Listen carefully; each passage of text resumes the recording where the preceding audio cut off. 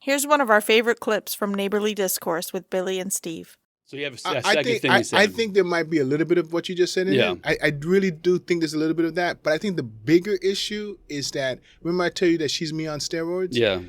I have this way about me that man, it might be exactly what you just said, but it's a little bit different. Like the car seat, right? Yeah. I like it back a certain way. You know, I want it down. There's a certain way my windows are. Like, Yeah. there's certain things, like even where I put my phone, everything is in its exact place. And anytime someone else drives my car, it's like, I got to put it all back into place again. Yeah. And I think it's more of that mentality. Like, I have everything perfect. Like, when she's in her car, she knows Gotcha. everything. Like, the I mean, see, cockpit. that's something. Okay. So I think it plays into the psyche of my normal is being messed with.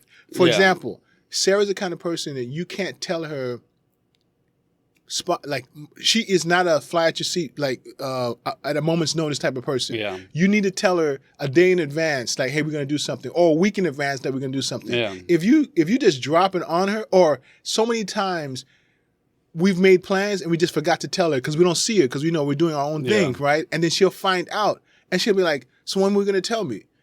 And it's like, it's a week away. And she's like, yeah, but I already made plans. When are we going to tell me? And it's like, get out of my face. You know what I'm saying? Yeah, like, leave me alone, man. You got to be able to roll the punches. Yeah, it's like, but you have to assume that, like, you want the heads up. Sometimes you can't always get it. Mm-hmm. But now if the heads up is available and you don't get it, she has every right. But a week is more than enough time. More than enough time. And sometimes it's like, we literally come home late and she's already in bed, or vice versa, and it's like we don't see each other for like 2 or 3 days from the time we made a decision. And it's like, shoot a text message, bro. Huh? Just you got to send a text message. But look, I don't have to send a text message to the guys.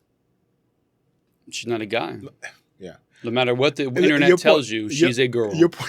She's a woman. No matter what Ketanji Brown says, she's a girl. Yeah, she's a girl. She's a woman. No, I agree. She's so different, and managing different personalities is a big deal. Yeah. It's a big deal. You can't treat everybody the same, and yet you need the same output from everybody. So it's a challenge. It's a big challenge. I see. I know. I have it here. It's 8 years apart, but there's very different kids. It's like a coach. Like you have to. A good coach coaches his players to their strengths. He doesn't have, here's my philosophy, you got to fit in it. No. I'm going to tweak me to make you succeed, because if you succeed, I succeed. Mm-hmm. You know, so you got to manage the personalities very differently. Did you feel like you were starting over?